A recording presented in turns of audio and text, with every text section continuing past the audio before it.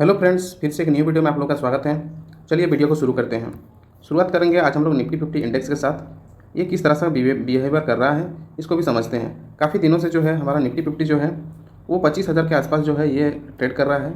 कभी थोड़ा सा उस पर 200 प्लस या 200 माइनस के बीच जो है इसी जोन पे जो है ये ट्रेड कर रहा है। आज भी जो है फिलहाल जो है 24,965 के आसपास ये स्टॉक ट्रेड कर रहा है। तो इंडेक्स की अगर बात करेंगे, इनका जो हाई है तो उस हाई को अभी तक ये अचीवमेंट नहीं कर पाया है, क्योंकि इनका जो हाई था ये लगभग 26,200 के आसपास जो है इनका हमें हाई देखने को मिला था। और वो हाई था कब था? 26 सितंबर 2024 को था। अप्रॉक्स अगर पकड़ेंगे तो एक साल के आसपास होने जा रहा है। अभी भी जो है उनका टॉप बनाया था पिछले साल 26 सितंबर 2024 को, अभी तक वहाँ तक नहीं पहुँचा है। तो क्वेश्चंस कमेंट बॉक्स में आता है कि सर क्या ये इसके बाद यहीं तक मार्केट जाएगा? ये बिल्कुल गलत है। ये तो मार्केट गिर के 22,000 के आसपास लेवल को टच किया था, तो ये 22,000 के लेवल को टच हुआ था। उसके बाद देखिए अभी किस तरह से मार्केट में रिकवरी होकर जो है ना 24,000 से 25,000 तक पहुंच चुका है। तो एक चीज़ है कि इसमें मार्केट तो हालांकि रिकवर कर गया, लेकिन अगर सर पोर्टफोलियो की बात करेंगे तो अभी का बहुतों का जो है अभी भी जो है लॉस में चल रहा है। तो जो स्टॉक मार्केट में आया है अर्निंग करने के लिए, तो उसके लिए मैं हर एक वीडियो में एक ही चीज़ बताता है दोस्तों, अगर आप लोग सच में एक इन्वेस्टर है तो फिर आपको स्टॉक सिलेक्शन आना चाहिए और आपको होल्ड करने की जो पेशेंस है उसको आपको रखना होगा, तभी आप लोग पैसा बना सकते हैं। अगर सोचिए कोई अगर यहाँ पे इन्वेस्टमेंट किया होगा किसी का जो 22,000 के आसपास मार्केट चल रहा है, कोई तो ऐसा व्यक्ति होगा जो इस जोन में बाई किया था, उसको तो फाइनली अभी उसको प्रॉफिट हो रहा है। दिक्कत किसको है? जो यहाँ पे यानी 26,216 के आसपास जो इन्वेस्टमेंट किया था, प्रॉब्लम उसको है। तो एक चीज़ एक दिन ऐसा भी आएगा कि 26,200 का जो हाई था उसको भी ब्रेक करेगा और ये ऊपर ही धीरे धीरे करके जो है स्टॉक मार्केट हमेशा ऊपर जाता ही है। तो कुछ तकलीफ होता है तो उस चीज़ को झेलने की जो है ना क्षमता हो जाना चाहिए, और बाकी सब ठीक है। चलिए कुछ आगे देखते हैं। तो ये स्टॉक है रेन्यूएबल एनर्जी सेक्टर से मैं लाया हूँ, और जिसको शॉर्ट फॉर्म में IRAD के नाम से जानते हैं। इसको भी थोड़ा सा देख लेते हैं, ठीक है। ये क्या करता है? बिल्कुल ही जो है ये फाइनेंस, ठीक है, ये फाइनेंस सेक्टर का ये कंपनी है। किसको फाइनेंस करता है?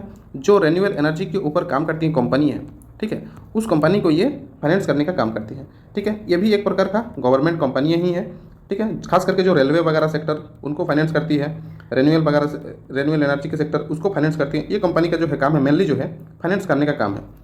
तो ये स्टॉक भी काफ़ी अच्छा तो कर रहा था, लेकिन अभी फिलहाल जो है अगर आज का बात करेंगे तो अभी फिलहाल उतना अच्छा ये नहीं कर रहा। आज भी जिस तरह से ओपन होने के बाद ये मार्केट में गिरावट, और फिर अभी जो है बिल्कुल ही साइडवेज डायरेक्शन में अभी भी है स्टॉक चल रहा है। और हालांकि इसका जो 52 वीक हाई था वो काफ़ी हमें देखने को मिलता था, लेकिन 300 के आसपास ये स्टॉक हमें देखने को मिला था। आई थिंक ये 310 के आसपास ये पहुंचा था इनका 52 वीक हाई, और अभी करेक्शन होकर जो है 160 के आसपास ये स्टॉक मतलब ट्रेड कर रही है।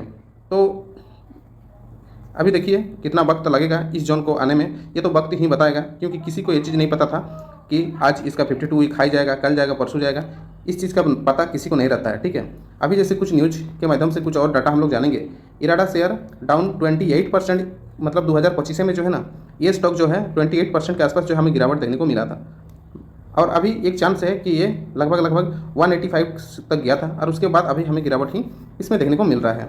तो इसके बाद अगर हम लोग इसका सारा कुछ देखेंगे कि ये स्टॉक में जो है लिस्टिंग होकर बहुत ज़्यादा दिन हुआ नहीं था, और उसके बाद ये स्टॉक काफ़ी अच्छा रिटर्न बना के दे चुका था, और ये आज 30-32 के आसपास लिस्टिंग हुआ था, और इसका प्राइस देखिए 310 के आसपास गया था।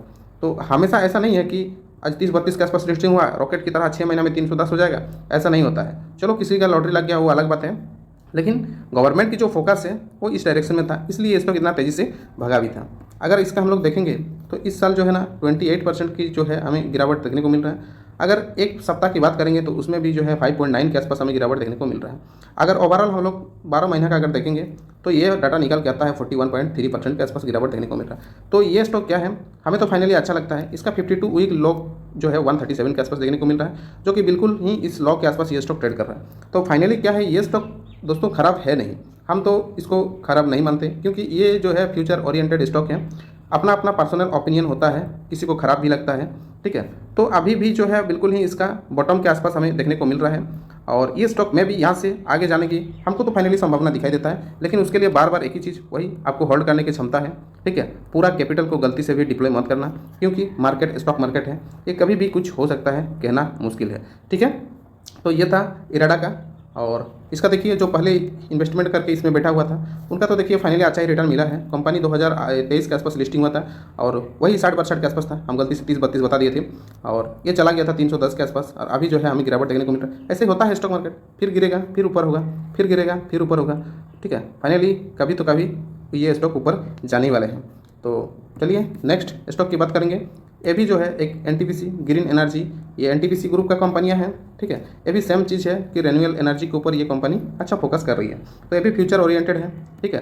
फ्यूचर ओरिएंटेड स्टॉक को पकड़ के बैठना होता है और ऐसा नहीं है कि कल आज जैसे मोदी का ही अगर गवर्नमेंट का अगर हम लोग देखेंगे तो इसका जो 500 गीगावाट का जो है रिन्यूएबल एनर्जी वो 2030 तक का टारगेट लेके बैठा हुआ है और आप लोग चाहते हैं कि हमको 1 महीना में 1 साल में रिटर्न मिल जाए, तो ऐसा होता नहीं है, ठीक है। तो ये भी स्टॉक वैसे ही है, लेकिन फिलहाल जो है अभी हमें अच्छी खासी गिरावट ही हमें देखने को मिल रहा है।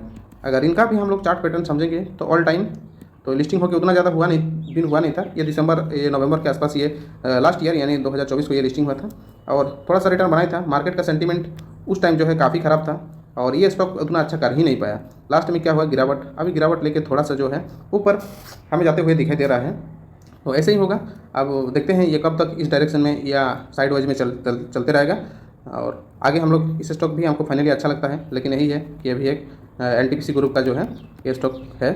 तो नेक्स्ट अगर बात करेंगे हम लोग इसी के थोड़ा, तो बीच बीच में देखिए ये लोग को ऑर्डर वगैरह कुछ मिलता ही रहता है। NTPC green energy get cabinet note for 20,000 crore को जो है रिन्यूएबल एनर्जी के ऊपर इन्वेस्टमेंट कर रहा है। जो भी है देखिए आज पूरे इंडिया में ही नहीं पूरे वर्ल्ड की अगर बात करेंगे तो इस सेक्टर में अच्छा ही खासा, इस सेक्टर में मतलब रिन्यूएबल एनर्जी के ऊपर अच्छा ही खासा फोकस जो है कर रहा है। तो फाइनली एक हम लोग देख सकते हैं फ्यूचर ओरिएंटेड के हिसाब से कि भविष्य में अच्छा कर सकता है। ज़रूरी नहीं है कि करेगा ही, अपना अपना रिस्क रिवॉर्ड होता है। देखिए यही ना हम गीगावाट जो हम बता रहे थे कि 500 गीगावाट जो है उनका लक्ष्य जो है ना 2030 तक उनका ही टारगेट है और आप लोग सोचता कि 1 महीने का टारगेट है, चलिए इन्वेस्टमेंट करके बैठ जाते हैं, तो ऐसा नहीं होता है, ठीक है। वही एक सुजलन एनर्जी है, ये भी स्टॉक जानते हैं। ये एक ज़माना था 400 के आसपास ये स्टॉक ट्रेड कर रहा था और उसके बाद गिर के अप्रॉक्स अगर कहेंगे ना तो 90 क्या 99% ये स्टॉक गिरा था। ये 3 रुपये के आसपास ये स्टॉक मिल रहा था। फाइनली गवर्नमेंट की फोकस इधर रिन्यूएबल एनर्जी के ऊपर, फिर ये स्टॉक देखिए किस तरह से बूम होता है, ठीक है। ये स्टॉक कहाँ हमें था, ये कौन था, सुजलन एनर्जी, ठीक है। सुजलन एनर्जी का ये चार्ट है और पहले देखिए ये 400 के आसपास ये ट्रेड कर रहा था और गिर के लगभग पूरा कैपिटल जीरो ही हो गया था। यहाँ पहुँचते पहुँचते जीरो ही हो गया था। क्यों, गवर्नमेंट की जो है फोकस इस डायरेक्शन में नहीं था। और कभी भी जो है स्टॉक में इन्वेस्टमेंट करने से पहले उसका कुछ फंडामेंटल चीज़ को एनालिसिस करना बहुत ज़रूरी है, ठीक है। तो अभी जो है ये स्टॉक 65 के आसपास पहुंच चुका था, अभी फिलहाल ट्रेड कर रही है और ये यहाँ पे कोई बाई क्या होगा उसको तो प्रॉफिट हो रहा है, लेकिन यहाँ पे जो बाई करके बैठा था उसका तो पूरा कैपिटल खत्म ही हो गया, ठीक है। तो अभी देखते हैं नेक्स्ट सुजलन एनर्जी। हालांकि अलग अलग टारगेट हमें देखने को मिले जाता है। ब्रोकरेज के द्वारा मोतीलाल ओसवाल के द्वारा इसका 82 का आसपास टारगेट उन्होंने रखा है, लेकिन ऐसा जरूरी नहीं है कि कोई बड़े ब्रोकरेज अगर टारगेट दे दिया उसको अचीवमेंट करेगा ही, ऐसा होता नहीं है। अगर सब चीज़ किसी को पता ही रहता ना तो आजकल सबको स्टॉक मार्केट में बैठ के पैसा ही छपता, तो ऐसा नहीं होता। स्टॉक मार्केट है, रिस्क को कभी ज़िंदगी में भूलना मत, ठीक है। और ये एक IRFC जो रेलवे का ही कंपनियाँ हैं, इसको देखते हैं। इसका भी तो है 134 के आसपास ये स्टॉक ट्रेड कर रही है, छोटा स्टॉक है, ठीक है। तो अभी फिलहाल सेम चीज़ वही देखने को मिलेगा, लेकिन अगर आप लोग को समय और अच्छा स्टॉक का सिलेक्शन करने आएगा तो फिर तो आप लोग कुछ तो पैसा अर्निंग कर जाएंगे ही। अगर हड़बड़ी किसी को है तो कृपा करके स्टॉक मार्केट से दूर रहे, पोस्ट ऑफिस में जाए, ठीक है, बैंक में जाए, उसमें आपका कैपिटल भी सुरक्षित रहेगा और बाकी आप भी सुरक्षित रहेंगे। तो नेक्स्ट अगर बात करेंगे ग्लोबल सेंटीमेंट की और विजिट करेंगे तो हमारा इंडियन मार्केट ये डाटा है निफ्टी 50 सेंसेक्स और बैंक निफ्टी का, इन सब में देखेंगे तो आज अच्छी खासी हमें गिरावट ही देखने को मिल रहा है।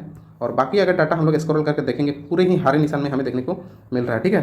ये पूरा ग्लोबल सेंटीमेंट बहुत ही अच्छा हमें देखने को मिल रहा है। और हालांकि आज इंडियन मार्केट में गिरावट हुआ और उम्मीद करते हैं कि मंडे को अच्छा ही कुछ होने वाला है, अगर किसी भी तरह से सेंटीमेंट अगर नेगेटिव नहीं आया तो। बाकी देखिए जितना नीचे हम लोग स्क्रॉल करेंगे तो बिल्कुल ही हरे निशान में ही क्लोज हमें देखने को मिल रहा है। तो ओवरऑल देखिए ग्लोबल सेंटीमेंट काफ़ी अच्छा हमें दिखाई दे रहा है। नेक्स्ट अगर FIDI की अगर डाटा देखेंगे तो ये तो आज 17 तारीख का डाटा अपडेट है, 18 आज तो रात में ये अपडेट होता है और वीडियो थोड़ा पहले ही बन रहा है। तो इसमें जो है FI की सेल देखने को मिला था, FI की ये सेल देखने को मिला था। तो FI लोग बाई सेल इस तरह से सेल ज़्यादा बाई कम कर रहे हैं, इसलिए भी मार्केट के ऊपर जो है प्रेशर एक क्रिएट हुआ है, इस वजह से मार्केट उतना तेज़ी नहीं पकड़ रहा है, ठीक है। और आज की अगर बात करेंगे सेक्टर वाइज तो लगभग सभी सेक्टर में जो है रेड ही हमें देखने को मिल रहा है हमारा इंडियन मार्केट में। खाली एनर्जी सेक्टर में माइनर सा पॉजिटिव हमें दिखाई दे रहा है और मेटल सेक्टर में माइनर सा पॉजिटिव। बाकी तो सब सेक्टर की अगर बात करेंगे तो उसमें बिल्कुल ही जो है हमें रेड निशान हमें देखने को मिल रहा है। तो ओवरऑल देखिए आज इंडियन मार्केट में तो अच्छा नहीं कर पाया है, और नेक्स्ट डे मंडे को ओपन होगा, उस दिन देखते हैं क्या होता है। ठीक है, वीडियो बनाने का मकसद है ये एजुकेशन का पर्पस होता है, ठीक है, और इन्फॉर्मेशन का पर्पस होता है। किसी को बाय सेल और होल्ड करने की इसमें रिकमेंडेड नहीं है। रिस्क और रिवॉर्ड अपना अपना होना चाहिए। ठीक है, स्टॉक मार्केट है, लॉस होता है, इसको भूलना नहीं, इग्नोर करने का नहीं होता। स्टॉक मार्केट है, अच्छा समय आएगा तो ग्रीन निशान में हमें एक अच्छी तेज़ी भी देखने को मिलता है। कैपिटल 1 लाख से 10 लाख बनते हुए भी देखे हैं, 1 लाख से 50 लाख बनते हुए भी देखे हैं। ठीक है, तो ये अपना अपना किस्मत और अपना अपना समझदारी और अपना अपना नॉलेज के ऊपर ये डिपेंड रहता है। ठीक है, कब बाय करना है, कब सेल करना है। ऐसा नहीं है कि पूरा कैपिटल एक ही बार में डिप्लॉय कर दो, ठीक है, और बाकी आप लोग जो है लॉस होगा तो फिर ना उसको एवरेज कर पाओगे ना कुछ का और कर पाओगे, तो ऐसे होता है। ठीक है, तो ये है ट्रेडिंग स्टॉक के नाम से ये चैनल देखने को मिलता है। आप लोगों ने अच्छी सपोर्ट किया और फाइनली मेरा ये न्यू चैनल है और 51 तक जो है आप लोग सब्सक्राइब करके पहुँचाए हैं, ये आप लोग को धन्यवाद है। सभी को इसी तरह सपोर्ट करते रहिए और ये चैनल बड़ा हो जाएगा तो हम भी अच्छे अच्छे कंटेंट अपलोड करते रहेंगे। ठीक है, और अभी कुछ हम भी व्यस्त कार्यक्रम में चल रहे हैं, इस वजह से डेली हम वीडियो नहीं बना पा रहे हैं, उसके लिए सॉरी। और चैनल जैसे जैसे बड़ा होगा हम इसमें फ्री में जितना हम सीखे हैं, ठीक है, एजुकेशन वीडियो भी हम प्रोवाइड करेंगे वो भी फ्री में। और ऐसे नहीं हम बहुत बड़ा इन्वेस्टर है ही नहीं पहली बार, लेकिन जितना हूँ सफिशिएंट हूँ। और मेरा एक्सपीरियंस जो है 2019 से मैं मार्केट में हूँ, आज 6 साल हो चुका है। हम सिर्फ और सिर्फ इन्वेस्टमेंट करते हैं, चार्ट एनालिसिस कर लेते हैं कभी कभार, जो हमको अच्छा लगता है कि ये चीज़ देखना चाहिए, और तो कभी कभार उसको करते हैं। तो ये चैनल को सपोर्ट करो, उम्मीद है कि आप लोग करेंगे। तो वीडियो को यहीं पे एंड करते हैं, मिलते हैं किसी नेक्स्ट वीडियो में, तब तक के लिए जय हिंद जय भारत।